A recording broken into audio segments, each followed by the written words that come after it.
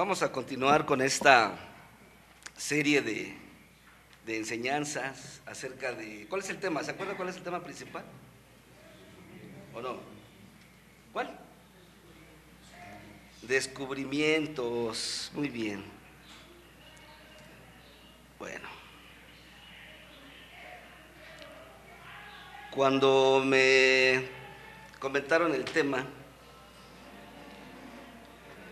dije, bueno, el tema general, descubrimientos. Si pasamos la proyección, por favor, la primera. El texto es, y despertó Jacob de su sueño y dijo, ciertamente, Jehová está en este lugar y yo no lo sabía. Génesis 28, 16. Y el tema que me tocó a mí es Juan, así es el tema, Juan. Y el texto es Apocalipsis 1. Yo antes de ver el tema de Juan, vi el texto que era Apocalipsis y dije, ay Señor, y les voy a decir por qué. Bueno, dice aquí no vamos a hablar de lo que normalmente o comúnmente hemos oído sobre este libro, sino lo que está escrito en él, que es muy diferente. Vamos a descubrir juntos 10 verdades fundamentales que este primer capítulo nos revela. Si yo le preguntara a usted, al escuchar la palabra Apocalipsis, ¿qué piensa o qué siente? Pues vendrían respuestas diversas. Y aún estando nosotros aquí juntos y aprendiendo juntos, creo que se escucharían diferentes opiniones y opciones. Pues imagínense lo que pensarán las personas que no conocen del Señor. No conocen del Señor, pero conocen la palabra, Apocalipsis. Y para muchos de ellos es confusión, lo relacionan con destrozos, el fin del mundo, el sol muy caliente, en fin, detalles así. Pasamos a la siguiente, por favor. Una encuesta. Se hizo a 10 personas sobre lo que piensan o sienten, tan solo con decirles la palabra Apocalipsis. El primero fue un ingeniero civil católico y decía, el Apocalipsis me suena a destrucción, al final del mundo, aunque creo que tiene más que ver con simbolismos que con hechos literales, ¿no? Eso es lo que él opina. Después fue una maestra de primaria cristiana evangélica y decía, para mí el Apocalipsis es la revelación de Jesucristo, no el fin, sino el comienzo de la victoria de Dios. Es muy diferente, ¿verdad? El tercero, un médico, no creo en lo sobrenatural, pero el Apocalipsis me parece una metáfora sobre los miedos humanos ante lo desconocido. Pasamos al siguiente, por favor. Arquitecto, testigo de Jehová. El Apocalipsis revela el propósito de Dios para restaurar la tierra y eliminar la maldad. Es un libro de esperanza. Es un libro de esperanza. Número 5, un abogado mormón. Es una confirmación de que Cristo regresará glorioso y de que los justos reinarán con él. 6, estudiante universitario sin religión. Pienso en catástrofes, en zombies o películas de ciencia ficción. No lo relaciono mucho con la Biblia. Normal, ¿verdad? 7, profesora de arte católica. El Apocalipsis tiene un lenguaje muy simbólico, pero habla de justicia divina y del triunfo del bien sobre el mal. 8, un comerciante cristiano pentecostés. Es la revelación que muestra quién es realmente Jesús, el alfa y la omega, el Señor Todopoderoso. 9, científico, un libre pensador. Lo interpreto como una visión poética, sobre el cambio y la transformación humana. Bueno, son diferentes criterios, diferentes opiniones de lo que para ellos significa la palabra Apocalipsis. Si yo le preguntara a cada uno de ustedes, pues creo que diríamos a lo mejor parecido, o a lo mejor nos sorprenderían las respuestas de algunos que diéramos, ¿verdad? Muy bien. No está la número 10 porque la 10 es usted. Usted, mi hermano, pregúntese, ¿qué es el Apocalipsis? Y contéstese usted solito, ahí en su lugar. ¿Qué siente, qué piensa cuando le dicen la palabra Apocalipsis? Ujú. No en películas, ¿verdad? Lo que es Apocalipsis. Muy bien, pasamos al siguiente, por favor. El tema es descubrimientos o descubrimiento. En la lectura del todo el capítulo 1, si lo leyéramos ahorita sería muy extenso el estarlo leyendo. Y bueno, aquí sería por partes, considerando que, pues yo pienso y supongo que ya hemos leído Apocalipsis 1, ¿verdad? Eso pienso, ¿verdad? Ok. Descubrimiento número 1, ¿se acuerdan que dijimos que iban a ser 10? Y yo creo que usted los ha descubierto, pero la razón de esto y la idea de este mensaje es que al final usted considere lo que pensó ahorita cuando le dije Apocalipsis y cuando terminemos lo que piense. Muchos relacionamos con el número de la bestia, por ahí va a aparecer, el falso profeta, el número del diablo, quién es el anticristo, y a veces eso en nuestra cabeza nos mete a estar inquietos, a estar preocupados, así como que ¿y cómo irá a ser? ¿Y qué va a pasar? ¿No? Y de alguna manera sí es así, pero vamos a considerar estos puntos. Bueno, el primer descubrimiento es saber qué estamos leyendo. En el versículo 1 y 2, dice, lo primero que descubrimos está en el versículo 1, iniciando luego. De hecho sabemos, ¿verdad?, que Apocalipsis quiere decir ¿qué? Revelación. Eso quiere decir Apocalipsis, no quiere decir destrucción ni nada, es una revelación. Yo recuerdo que cuando estábamos más chicos y asistíamos en algunas ocasiones con una tía que era testiga de Jehová, a veces ella decía, vamos a leer revelaciones. Y yo decía, ¿qué es eso? No, nunca lo he visto. Y después veía yo que era Apocalipsis y yo decía, ¿por qué le dicen revelación y por qué Apocalipsis? ¿No? Pero bueno, es lo mismo. Dice, la revelación de Jesucristo que Dios le dio. Esto es lo más importante, mi hermano. Iniciando el libro de Apocalipsis, que para muchos es destrucción, para muchos es incertidumbre, para muchos es no sé qué va a pasar. Para nosotros debería de ser esto, ¿sí? Que dice, la revelación de Jesucristo que Dios le dio. Dios le dio esta revelación. Obviamente con un propósito y lo vamos a ver. Dice, no es la revelación del anticristo ni la revelación de los desastres, que es a veces en lo que más nos enfocamos o más nos dirigimos. Es el descubrimiento, es el desvelamiento de la persona de Jesucristo en toda su gloria. Eso es el Apocalipsis, la revelación de Jesucristo en toda su gloria. El propósito, dice el versículo 1, es manifestar a sus siervos las cosas que deben suceder pronto. Por eso se lo reveló Dios. ¿Para qué? Para que, dice, a sus siervos les manifieste las cosas que deben de suceder pronto. Ahora, ¿qué tan pronto?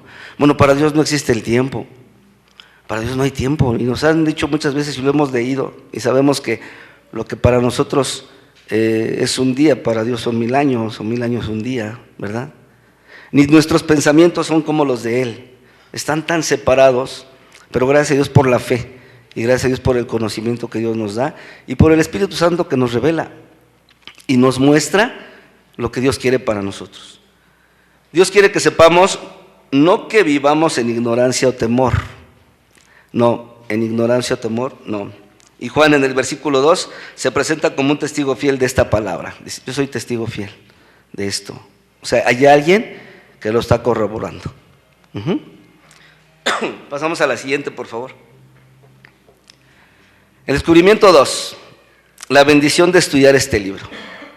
En el versículo 3, dice, el segundo descubrimiento es una promesa directa para nosotros. El versículo 3, bienaventurado el que lee y los que oyen las palabras de esta profecía y guardan las cosas en ella escritas, porque el tiempo está cerca. Es una bienaventuranza, mi hermano. Bienaventurado el que ¿qué? El que lee y los que oyen y los que guardan. 3. ¿Usted oye la palabra de Dios, mi hermano? Sí, amén, bienaventurado, ¿verdad? ¿Usted lee la palabra de Dios? Amén. ¿Usted la guarda? Esto es lo que es para nosotros. Esto es para nosotros el Apocalipsis. Bienaventurado el que lee y los que oyen la palabra de esta profecía y guardan las cosas en ella escritas, porque el tiempo está cerca. Eso es para nosotros Apocalipsis, mi hermano. Eso debe de ser para nosotros Apocalipsis. Una bienaventuranza. Este es el único libro de la Biblia que comienza dándonos una bienaventuranza, solo por leerlo, oírlo y atesorarlo. Descubrimos que Dios no quiere asustarnos con este libro, quiere bendecirnos, como siempre, ¿verdad? Pero los que no leen, los que no escuchan, los que no guardan, pues entonces a veces nos dejamos llevar por lo que dicen por ahí, ¿no? O las películas que vemos, o los comentarios que leemos, o las redes sociales, en fin. Ajá. Y ahí nos perdemos, ahí podemos llegar a perdernos, lejos de leer, lejos de escuchar y lejos de guardar lo que dice. Estamos buscando respuestas por otro lado, o creyendo otras cosas que no tienen nada que ver. Pasamos al siguiente, por favor. Descubrimiento 3. La fuente de nuestra gracia, descubrir la fuente de nuestra gracia. En el versículo 4 y el 5a, recuerda que el 5a es porque se parte la mitad, ¿verdad? Bueno, dice, está ahí presente el Padre, el Espíritu Santo y el Hijo. Dice, del que es y que era y que ha de venir. Y de los 7 espíritus que están delante de su trono. Dentro de lo que es Apocalipsis, mi hermano, hay mucha simbología y hay mucha interpretación. Cuando veía yo esto, yo decía, híjole, hay muchas interpretaciones, hay mucho esto. Y palabra de Dios enseguida es, pues yo te puedo revelar a ti lo que es. Así de sencillo. Y créame que Dios lo hace, Dios lo hace. Dios empieza a darnos y a guiarnos cómo y por dónde debemos de seguir este tipo de enseñanzas que en algunas ocasiones nos parecerían un poco complejas. Ajá. Pero el Espíritu Santo nos guía siempre, a toda verdad, dice la palabra. Bien, y de Jesucristo dice que es el Hijo. Juan saluda a las 7 iglesias, versículo 4 y 5. Del que es y que era y que ha de venir, el Padre, y de los 7 espíritus que están delante de su trono, el Espíritu Santo, y de Jesucristo el Hijo. Se dice dentro de lo que es simbología que el 7 es una generalidad, algo perfecto, o que se está dirigiendo a algo en general, o algo total. Por eso dice que aquí está todas las iglesias, estamos todos ahí. Descubrimos aquí a la Trinidad completa, obrando en unidad para darnos gracia y paz. Describe a Jesús, el testigo fiel, el primogénito de los muertos y el soberano de los reyes de la tierra. Él es nuestro rey. Este es el descubrimiento número 3, mi hermano, la fuente de nuestra gracia. Pasamos al siguiente, por favor. Descubrimiento 4, nuestra identidad gracias a Él. ¿Quiénes somos? ¿Quiénes somos? Y si somos, es gracias a Él. Versículos 5b al 6. Aquí encontramos uno de los descubrimientos más gloriosos sobre quiénes somos nosotros gracias a Él. El final del versículo 5 y el 6, al que nos amó y nos lavó de nuestros pecados con su sangre y nos hizo reyes y sacerdotes para nuestro Dios, su Padre. Esa es nuestra identidad. ¿Quiénes somos? Reyes, sacerdotes. Y si usted sabía que tanto un rey como un sacerdote tienen una función específica, y es lo que Dios nos ha dado al llamarnos reyes y sacerdotes. Dice, nos amó, su amor incondicional por nosotros. De tal manera amó Dios al mundo que dio a su Hijo, ¿verdad? Nos amó, un amor incondicional. Nos lavó con su sangre de nuestros pecados. No nos lavó primero y luego nos amó. Primero nos amó y luego nos lavó. Nos hizo reyes, tenemos autoridad real. Somos sus hijos, mi hermano. ¿Usted sabe la autoridad que tiene el hijo de un rey en el ámbito humano o secular? Como si fuera el rey, puede decidir. Es más, saben que si el rey no está, el que sigue es el hijo. Bueno, pues algo así estamos considerados delante de Dios. Nos hizo sacerdotes, tenemos acceso directo al Padre. Recuerda que el sacerdote era el único que podía entrar al lugar santísimo. Bueno, ahora somos sacerdotes, tenemos libre acceso para hacerlo. Esto sigue siendo Apocalipsis capítulo 1, mi hermano. Nuestra identidad, nos dio una identidad que no debemos de olvidarla. Siguiente, por favor. Descubrimiento 5.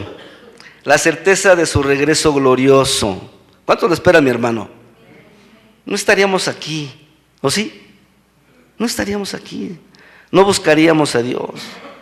No trataríamos de aprender cada vez más de su palabra. No oraríamos.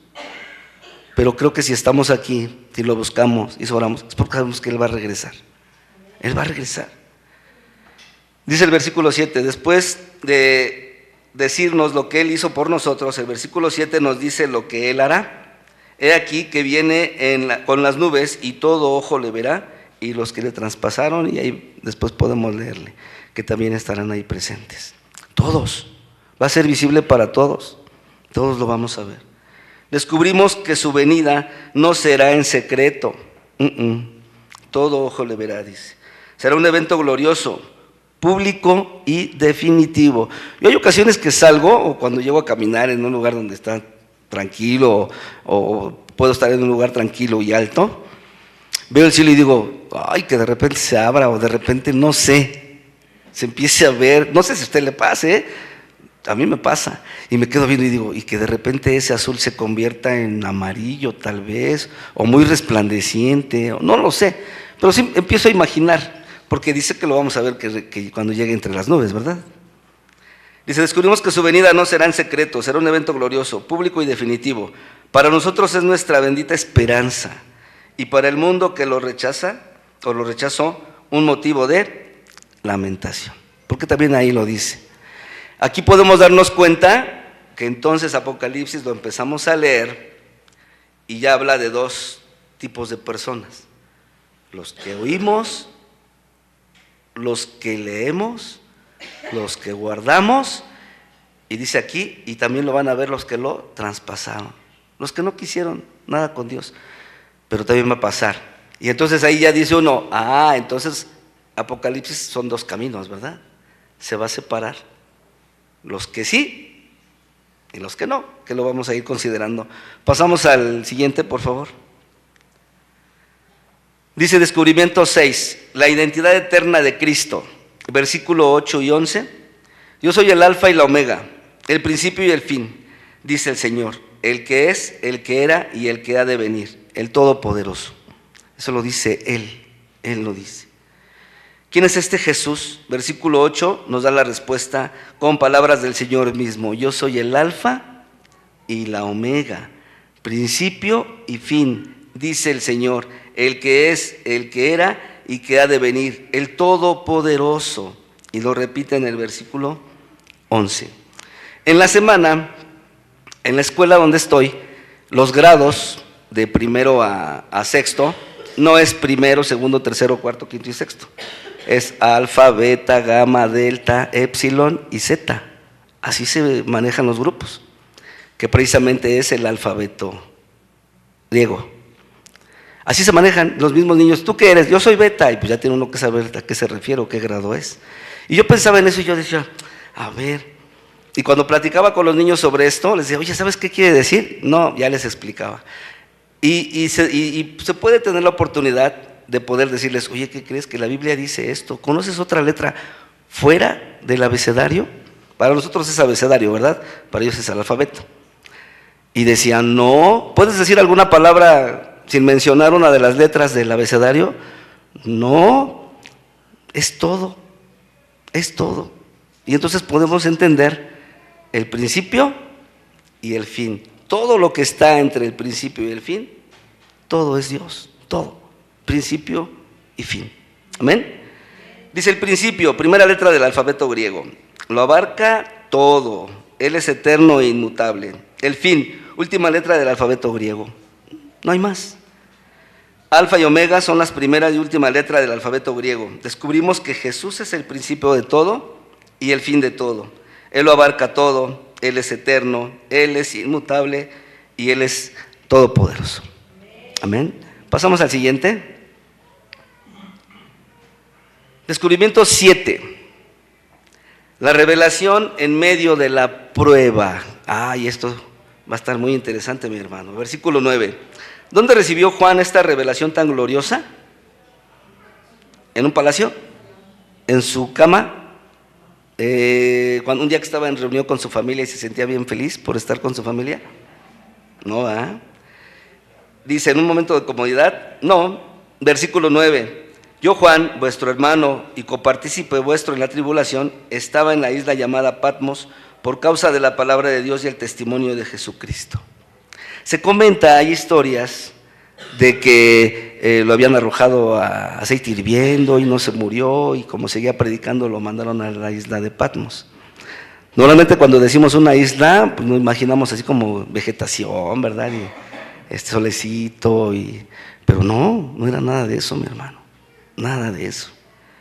Dice, Juan estaba preso, él seguía siendo preso, exiliado, sufriendo por el evangelio. Descubrimos que muchas veces es en medio de nuestro Patmos o nuestra, a veces, incomodidad que a veces tenemos, de nuestra prueba, de nuestro problema personal, en medio de la tribulación, donde Dios nos da la revelación más profunda de su gloria. Personalmente lo hace, particularmente lo hace. A veces decimos, ay, ahorita me siento bien contento, bien gozoso, sí, pero a veces Dios nos quiere llevar a un lugar, a un lugar aparte, para hacernos saber de lo que Él quiere con nosotros. Y a veces decimos, ¿por qué me tienes así? Bueno, pues Dios lo va a hacer, Dios nos va a decir y Dios nos va a sacar. No podemos decir que Dios nos levanta si no nos caemos. No podemos decir que Dios no nos salva si no estamos perdidos. No podemos decir que Dios no nos sana si no estamos enfermos. Es necesario llevarnos a este tipo de lugares para que entonces Dios nos muestre quién es. Entonces cuando pase por algo así, dice que cuando pases por las aguas, ¿verdad? No dice que no pasemos, cuando pases vas a pasar, y por el fuego también. Confiemos, mi hermano, hemos visto estos descubrimientos y este es también bien interesante, ¿verdad? El descubrir que, bueno, si Dios me permite pasar por esta prueba, es porque me dará Él una pronta salida. Amén. Pasamos al siguiente. El descubrimiento 8. El Cristo glorificado y sus atributos. Versículos 12 al 16. Juan oye la voz y se voltea. Aquí descubrimos la visión central del capítulo. Juan no ve a Jesús carpintero, ¿verdad? ¿Y lo conocía como carpintero o no? Sí lo conocía como carpintero. Ni al Jesús sufriente en la cruz, tampoco vio a ese Jesús. Él descubre al Cristo glorificado.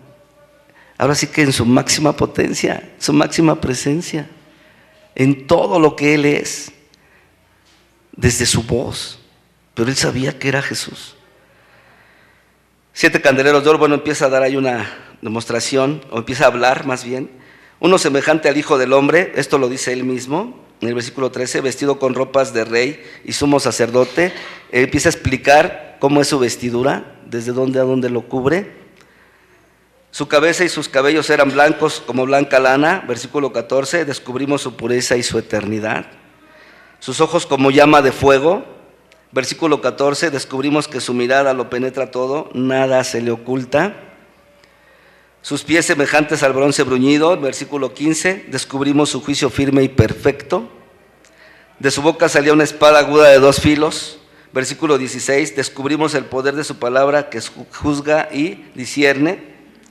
Su rostro era como un sol cuando resplandece en su fuerza, Versículo 16, descubrimos su gloria divina e inigualable. Cuando lo describe Juan, ahí tómese un tiempo para leerlo, mi hermano. Dice que su voz era como que, sí recuerda, como que era su voz. Dice, era como el estruendo de muchas aguas. Una voz poderosa, fuerte. Y empieza a describir precisamente esto que dice aquí en el título, glorificado y sus atributos. Ya no vio a ese Jesús con el que caminaba, ya no vio al Jesús que sí se cansaba, que a lo mejor se veía también cansado, ya no vio a ese Jesús que pues estaba ahí golpeado para crucificarlo. No, lo vio lleno de gloria, con todo lo que el Padre había dado ya a Jesús. Así lo vio. Y espero que así lo veamos, ¿verdad? Amén. Pasamos al siguiente. Descubrimiento 9. la reacción humana y la respuesta divina.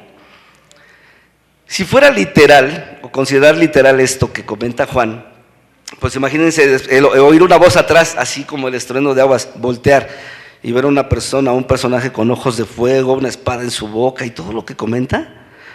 Dice aquí, la reacción de Juan, ¿cuál fue? Versículo 17 y 18. ¿Qué haremos nosotros ante tal majestad? Juan nos lo muestra en el versículo 17. Cuando le vi, caí como muerto a sus pies.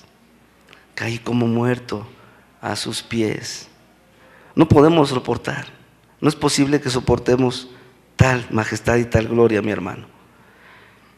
Pero hay una respuesta de Jesús, ¿verdad?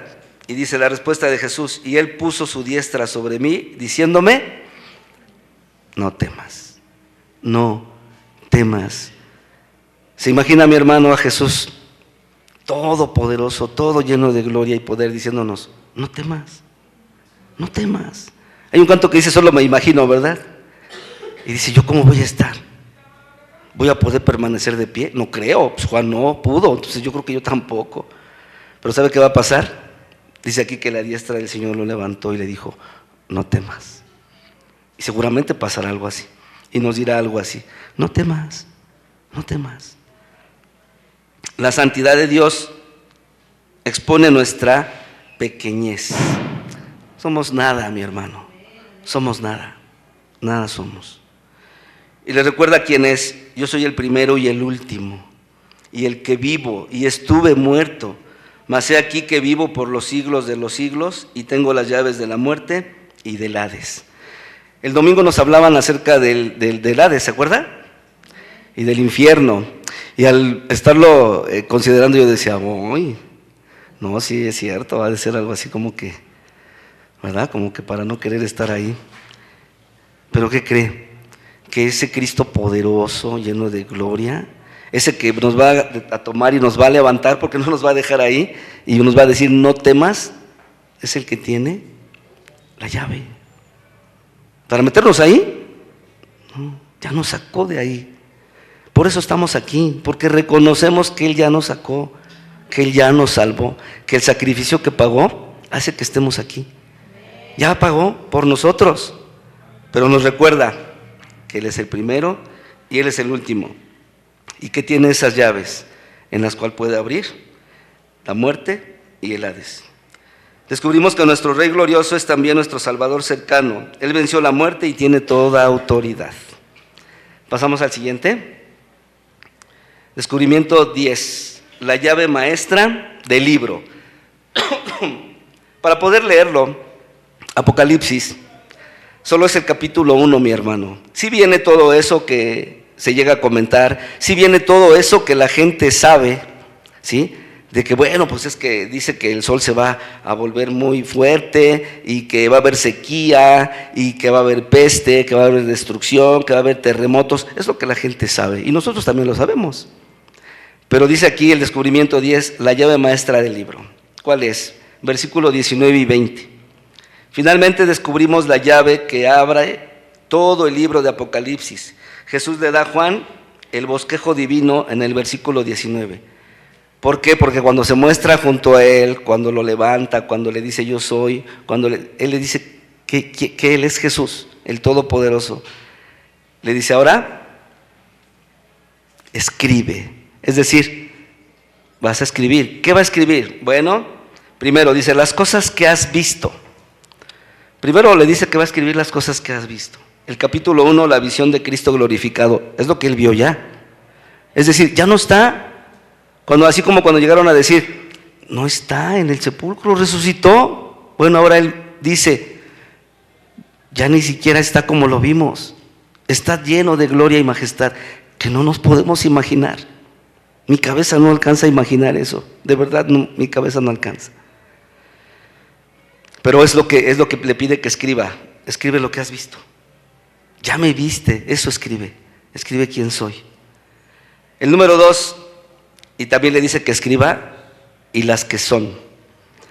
Los capítulos 2 y 3, las cartas a las 7 iglesias, el tiempo presente de la iglesia. Es lo que le va a seguir escribiendo, es lo que le va a decir que escriba, porque a partir del capítulo 2 le empieza a hablar de las iglesias, ¿verdad?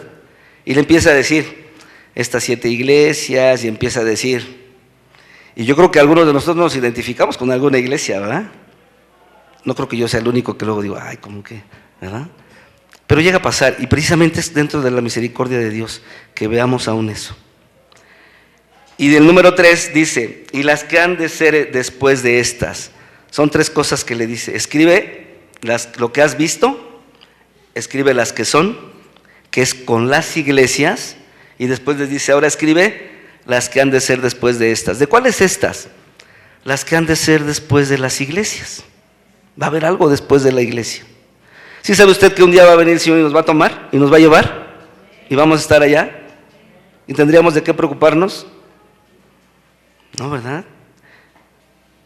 Dice aquí, los capítulos 4 al 22, los eventos futuros. Y Jesús mismo explica el misterio del versículo 20. Perdón. Los candeleros son las iglesias y Él está en medio de ellas. Eso está en el versículo 13. Descubrimos que Jesús está aquí esta noche, en medio nuestro, en medio de su iglesia. ¿Usted lo cree? Por eso está en medio de las iglesias. Él está ahí, Él sigue estando aquí con nosotros, esperando, y esperamos nosotros también a que se cumpla todo esto. Pero es la paz que podemos tener, mi hermano. Nuevamente, si le preguntara yo, ¿qué es el Apocalipsis? Es esto, mi hermano, es esto. ¿De qué preocuparnos? Seguir buscando de Dios, mi hermano. Es que, ¿qué tal si hace poquito, platicando precisamente con Esther sobre algo así, le decía yo, mira, si esa destrucción, si todo lo que dice aquí que va, porque sí lo hay, es como si fuéramos al Metro Hidalgo, le decía yo, no, en el transporte. Pero ¿qué crees? Que no llegamos hasta allá, que bajamos antes, o subimos antes, ¿verdad? Según como lo podamos ver. Y créame, mi hermano, es así, es así. Va a haber esto, sí, pero ¿a qué nos puede mover esto? Creo que a lo que Jesús nos dejó. Hay mucha gente, muchos conocidos, amigos, familiares, que no conocen. Es una buena opción para preguntar. Créame que cuando hace usted una pregunta como esta, oye, ¿tú qué piensas del Apocalipsis? Uy, se va a sorprender de lo que le digan. Pero usted háblele de lo que es realmente el Apocalipsis. Es la revelación de quién es Jesús. Ya no está ahí, ya no está ahí, ya no está ahí, ya no está como lo vimos. Ya está en gloria, está glorificado. Amén. Y bueno, a manera de conclusión dice, hemos descubierto en Apocalipsis 1 que nuestro Señor es el centro de todo, que hay bendición en su palabra, que nos ha hecho reyes, que volverá, que es todopoderoso, que se revela en la prueba, que es glorioso, que venció la muerte y que hoy camina en medio de nosotros. Amén. No hay razón para temer este libro, no la hay. Oremos para que estos descubrimientos que nos den esperanza y confianza en nuestro Rey. Traiga a la mente, mi hermano, traiga a la mente esta noche a un vecino, a un familiar, y póngalo delante de Dios. ¿Y sabe qué va a hacer el Señor? Nos va a sorprender, pero hágalo. ¿Para qué? Para que nada más sepa del capítulo 1 y de lo demás, el Señor no permita que llegue por ahí, porque si no, entonces también será parte de nuestra responsabilidad el no hacerlo, el no hablarle. Aprovechemos el momento de oración que es enseguida, para ponerle, decía nuevamente, traiga ahí a su mente y a su corazón a una persona, un vecino, un familiar, y oremos. ¿Hemos visto que el Señor está respondiendo o no? Por supuesto, lo hemos visto que el Señor responde. Sigámoslo haciendo, mi hermano, sigámoslo haciendo. Dios es bueno siempre. Amén. Cierre sus ojos y vamos a orar, mi hermano. Señor, te damos gracias en el nombre de Jesús por tu palabra, por tu amor, por tu misericordia, por tu perdón. Gracias por la vida que nos das. Gracias por el entendimiento que nos das también, Señor. Ahora, Señor, que continuaremos en oración. Permite que podamos, Señor, el poder interceder por enfermedades, por peticiones especiales, que también podamos unirnos con hermanos que estén agradecidos, Señor. Danos ese corazón sensible, Padre, para poder realmente, Padre, sentir la necesidad de pedir, de humillarnos, de orar y estar delante de ti en todo momento. En el nombre de Jesús te damos gracias, Señor. Amén. Amén. Dejo este lugar.